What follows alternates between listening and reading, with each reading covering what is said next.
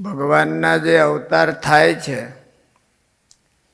એ જીવોને ભગવાનને માર્ગે ચલાવવા માટે થાય છે. સામાન્ય ધર્મો છે અને ભાગવત ધર્મ છે, જેને મહારાજે એકાંતિક ધર્મ કીધો. સામાન્ય ભગવાન આ પૃથ્વી ઉપર આવે છે એ સામાન્ય ધર્મોનું પ્રવૃત્તિ કરવા માટે નથી આવતા, એટલે એના માટે જ નથી આવતા. સામાન્ય ધર્મ ભગવાનને ગમે છે, પણ ભગવાનનું પ્રયોજન છે અવતાર ધર્યાનું, કે ભગવાનનું જે મિશન છે એ સામાન્ય ધર્મની પ્રવૃત્તિ કરાવવી એવું નથી.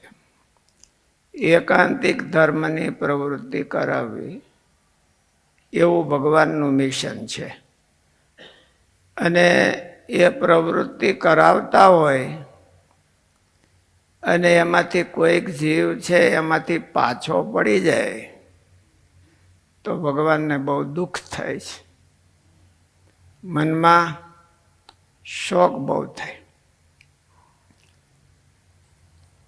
ભગવાન છે એની બહુ કરુણા છે આ જીવ ઉપર.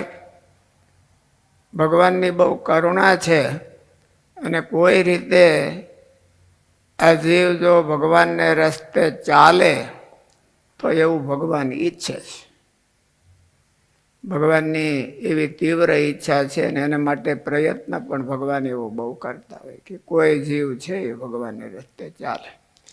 એમ કરતા કરતા જો ભગવાનને માર્ગેથી પડી જાય તો મહારાજ કે એમને બહુ શોક થાય છે. દીકરો મરી જાય, ગ્રહસ્થને એકનો એક હોય, એવો શોક થાય, એવો શોક ભગવાનને એક જીવ ભગવાનને માર્ગેથી પાછો પડે તો થાય છે. મહારાજે કીધું કે ભગવાન આ પૃથ્વી ઉપર આવે છે એ એકાંતિક ધર્મનું સ્થાપન કરવા માટે અહીંયા આવે છે. અને ભગવાનના જે સત્પુરુષો છે એને પણ એ જ તાન રહે છે કે કોઈ જીવ ભગવાનને રસ્તે ચાલે અને એમાંથી પાછો પડે તો એને શોક થાય છે. ભાગવતમાં શરૂઆતમાં એવું ભગવાને વ્યાસ ભગવાને લખ્યું કે ભગવાન પૃથ્વી ઉપરથી જ્યારે અંતર ધ્યાન થયા, શરૂઆતમાં શૌનક ઋષિએ સૂત પુરાણીને પ્રશ્ન પૂછ્યા છે. એમાં એક પ્રશ્ન એવો પૂછ્યો છે કે ભગવાન શ્રી કૃષ્ણ ભગવાન આ પૃથ્વી ઉપરથી અંતર ધ્યાન થયા ત્યારે ભાગવત ધર્મ છે એ કોને આધારે રહ્યો? ભગવાન છે એ ભાગવત ધર્મના ધરતલ છે, એના રક્ષક છે, એના પ્રવર્તક છે. એ ભગવાન જ બધું કરે છે, બીજા કોઈ કરી શકતા નથી. સામગ્રી હોય તોય પણ નથી કરી શકતા. સામગ્રી તો બધી હોય છે, ભગવાને આપેલી સામગ્રી હોય, પણ ભાગવત ધર્મનું પોષણ છે એ એનાથી થઈ શકતું નથી. બ્રૂહી યોગેશ્વરે કૃષ્ણે બ્રહ્મણ્યે ધર્મ વર્મણી સ્વામ કાષ્ઠામ અધુનોપેતે ધર્મ કમ શરણમ ગતા. યોગેશ્વર ભગવાન એના વિશેષણ લખ્યા, બ્રહ્મણ્ય ધર્મ વર્મણી. વર્મ એટલે રૂપિયારે શું એને કહેવાય? કવચ. કવચ એટલે બુલેટ ન લાગે, ગોળી ન લાગે એને. તો ભગવાન છે એ જ્યાં સુધી હોય ત્યાં સુધી એકાંતિક ધર્મને ગોળી લાગવા ન દે, વિંધાવા ન દે, એનું રક્ષણ કરી દે. એની આડા પોતે આવી જાય. કવચનું કામ શું? શરીરમાં ઘા આવે તો પોતે ઝીલી લે. તો કે ધર્મ વર્મણી, બ્રહ્મણ્ય ધર્મ વર્મણી સ્વામ કાષ્ઠામ અધુના પેતે ધર્મ કમ શરણમ ગતા. ભગવાન તો પૃથ્વી ઉપરથી અંતર્ધ્યાન થઈ ગયા, તો હવે એકાંતિક ધર્મ ક્યાં રહ્યો? તો સૂત પુરાણીએ બહુ સરસ જવાબ આપ્યો. ધર્મ પ્રોક્ષિત કૈતવોત્ર પરમો નિર્મત્સરાણામ સતામ. ભગવાનના નિર્મત્સર એવા જે સંત, એને શરણે જઈને એ એકાંતિક ધર્મ રહ્યો છે.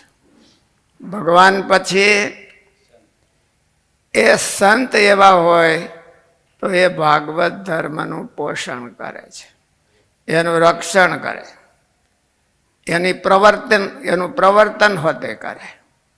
કારણ કે ભાગવત ધર્મના અધિકારી છે અને ભગવાન પછી એનું સ્થાન છે. એટલે પણ એમાં ભગવાને એક જ લક્ષણ લખ્યું કે નિર્મત્સરાણામ સતામ. આપણે ઘણી વખત કહીએ છીએ કે ભગવાને એક જ લક્ષણ કેમ લખ્યું કે નિર્મત્સર એવા સંત. સંતના લક્ષણ તો કેટલા છે? એકાંતિક સંતના લક્ષણ તો કમસે કમ એક કરતા તો ઝાઝા હોવા જોઈએ. હવે કે થોડું કામ હાલે. મહારાજે વચનામૃતમાં 5-6 લક્ષણ લખ્યા કે આ 6 લક્ષણ યુક્ત હોય એની સેવા કરે તો ભગવાનની સેવા થાય, અને એનો દ્રોહ કરે તો ભગવાનનો દ્રોહ થાય. ભાગવતમાં 30 લક્ષણ લખ્યા, 39 લખ્યા, સત્સંગ જીવનમાં 64 લખ્યા. નિષ્કુળાનંદ સ્વામીએ તો ભક્ત ચિંતામણીમાં લખ્યા. પણ આમાં વ્યાસ ભગવાન એક જ લખી નાખ્યું કે નિર્મત્સર એવા સંત એ ભાગવત ધર્મનું પોષણ કરે, અધૂરા હોય તોય કરે. એવું જ કીધું. એનો અર્થ શું થાય? એક જ હોય તો એનો એક જ હુકરાન લીધું હોય છે, બીજા હોય ન હોય તો હાલે એમ.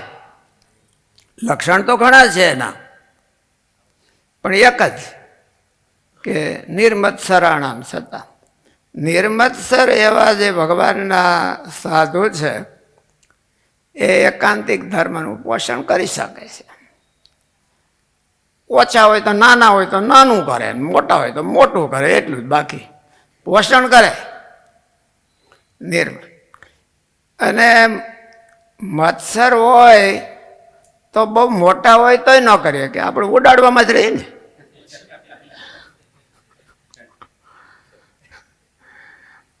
મત્સરની લાક્ષણિકતા વિશિષ્ટપણે બતાવી. એને મત્સરની લાક્ષણિકતા છે એ વિશિષ્ટપણે બતાવી કે મત્સર વાળો છે એ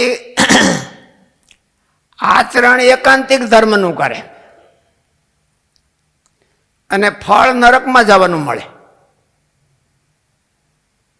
એવું ક્યાંય હોય? ભીમ ખાઈને શકુની જાય?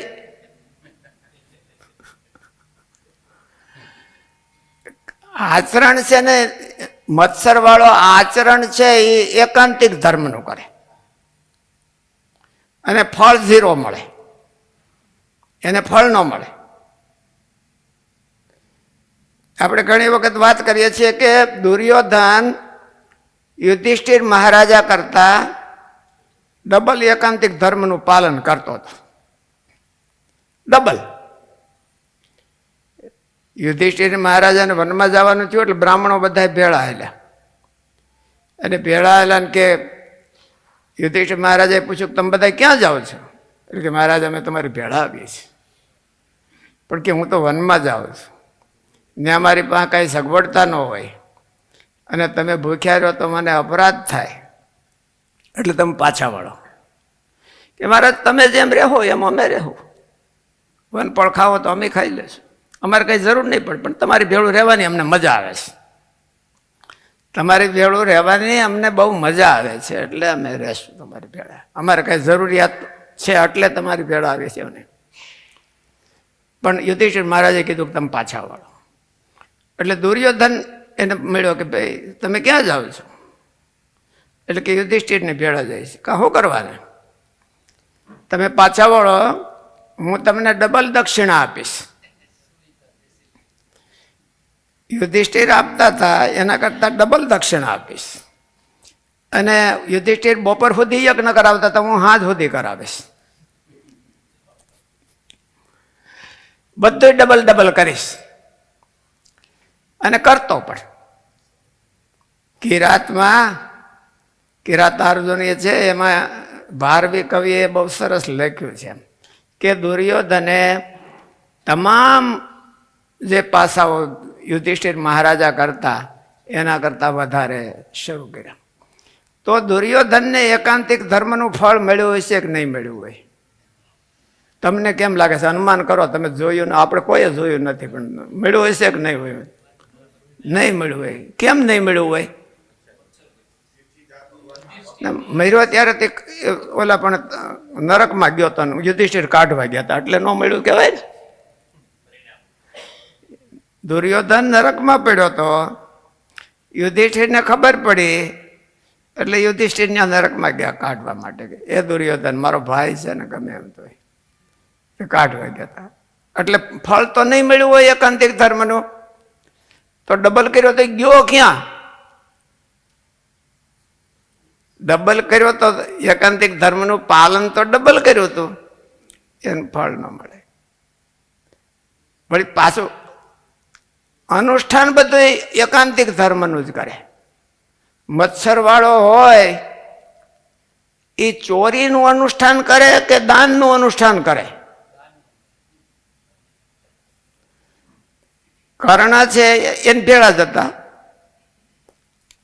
એટલે કર્ણએ પ્રતિજ્ઞા કરી કે મારે કોઈ માગે તો એને ના ન કહેવી, મારે કોઈ માગે તો ના ન કહેવી, મારો જીવ માગે તો જીવ આપી દેવો. એટલે કર્ણ દાની કહેવાય છે, અને બલિરાજા દાની કહેવાય છે. બે મોટા દાનેશ્વરી થઈ ગયા. ત્રીજો હમણાં બિલ ગેટ થયો છે, એને ઘણું દાન કર્યું. ચોથો વોરન બફેટ થયો છે. એટલે એ બધા દાની કહેવાય. તો કર્ણ દાની હતો, પણ એનું ફળ એને કાંઈ મળ્યું હોય એવું દુર્યોધનની ભેળો જ ગયો હશે, તો એને કંઈ મળ્યું નહીં ફળ. કારણ કે એણે પ્રતિજ્ઞા લીધી હતી એ મત્સરથી લીધી હતી. મારે દાન દેવું, પણ ક્યાં સુધી? જ્યાં સુધી હું અર્જુનને ન પૂરો કરી દઉં ત્યાં સુધી. મહાભારતમાં આવે છે.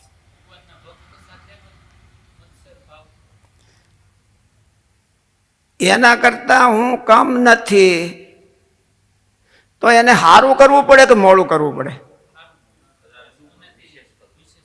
એને સારું જ કરવું પડે. હું કમ નથી એ બતાવવું હોય તો એને સારું આચરણ કરવું પડે. પણ ફળ ન થાય, ભગવાન રાજી ન થાય, એટલે એ ભાગવત ધર્મનું પોષણ કેમ કરી શકે? એટલે મત્સર વાળા ના પાડે. બીજા બધા થોડાક અધૂરા હોય તો એ ભાગવત ધર્મનું પોષણ કરી શકે. એટલે ભગવાન પછી ભાગવત ધર્મનું પોષણ એ ભગવાનના એકાંતિક ભક્ત છે એ કરે છે. મહારાજે આમાં એવું કીધું. એકાંતિક ભક્ત છે એને દેહ કરીને મરવું એ મરવું નથી, પણ એકાંતિકના ધર્મમાંથી પડી જવું એ મરે છે. એકાંતિકના ધર્મમાંથી પડી જવું એટલે શું? માર્ગ સ્નાન કરતા હોય ને પણ વચ્ચેથી મૂકી દેવું એ તો એકાંતિક ધર્મ એટલે શું? એકાંતિક ધર્મ નકરો ગુણ લેવો એટલું જ.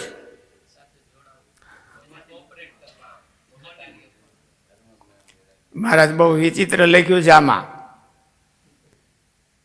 મહારાજે આમાં બહુ વિચિત્ર લખ્યું છે, આપણે બહુ જો જરાક ઊંડું ધ્યાન રાખી કરીને જોઈએ તો મહારાજે કીધું એકાંતિકનું અનુષ્ઠાન કરવું, એકાંતિક ધર્મનું અનુષ્ઠાન કરવું એટલે બી તો બીજાને ભગવાનને માર્ગે ચડાવવા એવું કહેવાય. એવું કીધું કે ભગવાન જ્યારે પૃથ્વી ઉપર આવે ત્યારે એ એકાંતિક ધર્મનું પોષણ, રક્ષણ, પ્રવર્તન એને કરવા માટે આવે છે. અને ભગવાન પૃથ્વી ઉપરથી જ્યારે અંતર ધ્યાન થાય ત્યારે એ હવાલો છે એ ભગવાનના એકાંતિક સાધુને સોંપતા જાય છે. એટલે એની માન્યતા એવી છે કે દેહે કરીને મરવું એ મરવું નહીં, પણ એકાંતિકના ધર્મમાંથી પડી જવું એ મરવું છે. તો ઓલી એકાંતિકની પ્રવૃત્તિ બંધ કરી દે તો જ પડ્યા કહેવાય કે કહેવાય ને? શું કહેવાય?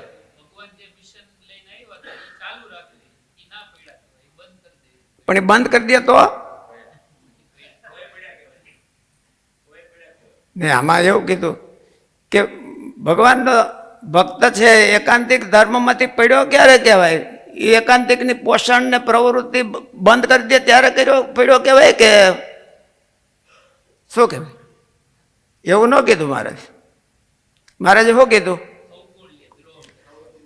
એ પ્રવૃત્તિ કરતો હોય એનો અવગુણ લે તો એ પડ્યો જાણવો,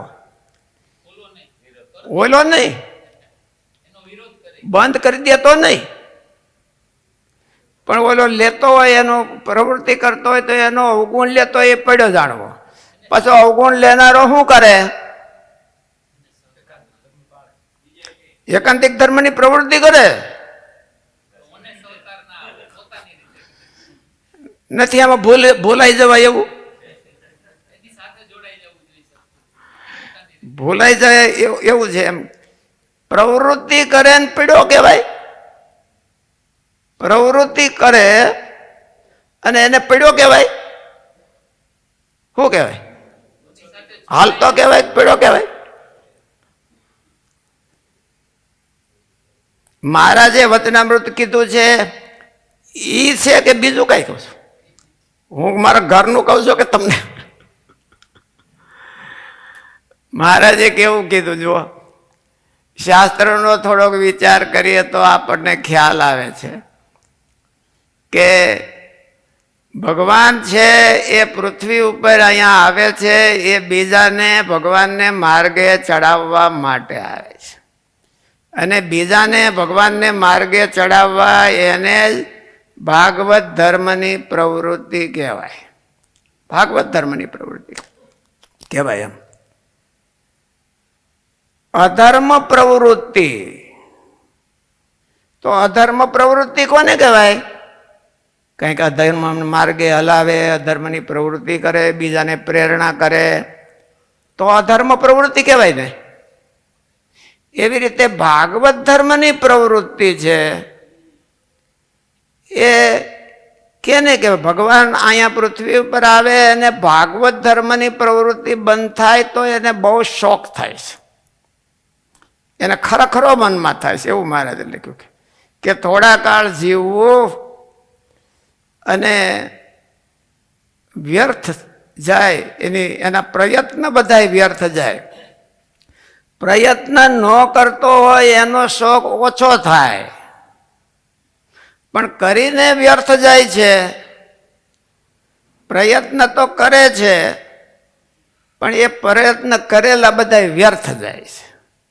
એનો ભગવાનને બહુ શોખ થાય છે. ભગવાને આ ઇન્દ્રિય અંતઃકરણ અને સામગ્રી અને સત્સંગની બધી સામગ્રી એ ભાગવત ધર્મની પ્રવૃત્તિ કરવા માટે આપી છે. ભગવાને આપી છે આપણને. બુદ્ધિ ઇન્દ્રિય મન પ્રાણાન જનાનામ અસૃજત પ્રભુ માત્રાર્થમ ચ ભવાર્થમ ચ આત્મને અકલ્પનાય ચ. એવું શ્રીમદ ભાગવતમાં વ્યાસ ભગવાને કીધું. આત્મને અકલ્પનાય ચ. એમ જન્મ મરણથી રહિત થવા માટે આ ભગવાને જન્મ મરણથી રહિત થવા માટે, એટલે મહારાજે એવું કીધું કે કલ્યાણને માટે અને કલ્યાણની પ્રવૃત્તિ કરવા માટે ભગવાને આ ઇન્દ્રિય અંતઃકરણ આપ્યા છે. અને એને જ ભાગવત ધર્મની પ્રવૃત્તિ કહેવાય. અને એટલા માટે ભગવાને આ બધાય જીવને બધાય ભગવાનને રસ્તે હાલે એને જ એવું નહીં. ભગવાને તો ભગવાને તો બધાયની ઉપર દયા છે અને બધાયની ઉપર દયા રાખીને આ એને ભેટ આપ્યા છે કે જાઓ અહીંથી આ લઈને જાઓ, મારી ભેટ છે તમને, અને ત્યાં જઈને ભાગવત ધર્મની પ્રવૃત્તિ કરજો. પોતાના જીવના કલ્યાણની પ્રવૃત્તિ કરજો અથવા તો બીજાના જીવના કલ્યાણની પ્રવૃત્તિ કરજો. બીજાના જીવના કલ્યાણની પ્રવૃત્તિ ન કરે તો કાંઈ નહીં, પણ પોતાના જીવના કલ્યાણની પ્રવૃત્તિ તમે કરજો બધાય. અને કોઈને જો ઉમચ આવતી હોય તો બીજાના જીવની હોતી. મહારાજ કે ભગવાનને મદદ થાય, ભગવાન આ એ કામ કરવા આવે છે તો મહારાજ એને એકાંતિક કીધા અને સત્પુરુષ કીધા. અને એ સત્પુરુષ છે એ ભાગવત ધર્મનું પોષણ, એનો હવાલો લઈને બેઠા છે. એનો હવાલો ભગવાન પૃથ્વી ઉપરથી જાય, અંતર ધ્યાન થાય તો સનકાદિક પેલા ઋષિઓએ કીધું, 88,000 ઋષિઓએ, સૌનકાદિક ઋષિઓએ કે બ્રૂહી યોગેશ્વરે કૃષ્ણે બ્રહ્મણ્યે ધર્મવર્મણિ અધુના સ્વામ કાષ્ઠામ અધુનો પેતે. સ્વામ કાષ્ઠામ એટલે પોતાના સ્વરૂપને પામી ગયા, ધામમાં અધુનો પેતે એટલે ત્યારે હમણાં જ ગયા હતા. આ કથા કરી ભાગવતની ત્યારે થોડાક ટાઈમ પહેલા જ ગયા હતા ભગવાન. અધુનો પેતે ધર્મ કમ શરણમ ગાતા. પછી ધર્મ કોને શરણે જઈને જો? ધર્મ કમ શરણમ ગાતા. તો એના જવાબમાં ભગવાને વ્યાસ ભગવાને એવું કીધું કે નિર્મત્સરાણામ સતા. નિર્મત્સર એવા જે ભગવાનના સંત છે એ ભાગવત ધર્મનું પોષણ કરી શકે છે અને કરે છે અને ભગવાનને રાજી કરે. એ જ્યારે પ્રવૃત્તિ કરે ત્યારે મહારાજે આમાં એવું કીધું કે કોઈક જીવ જો ભગવાનને માર્ગેથી પાછો પડી જાય તો એને બહુ દુઃખ થાય છે. એને મનમાં એમ થાય કે મારો દાખલો સ્વામી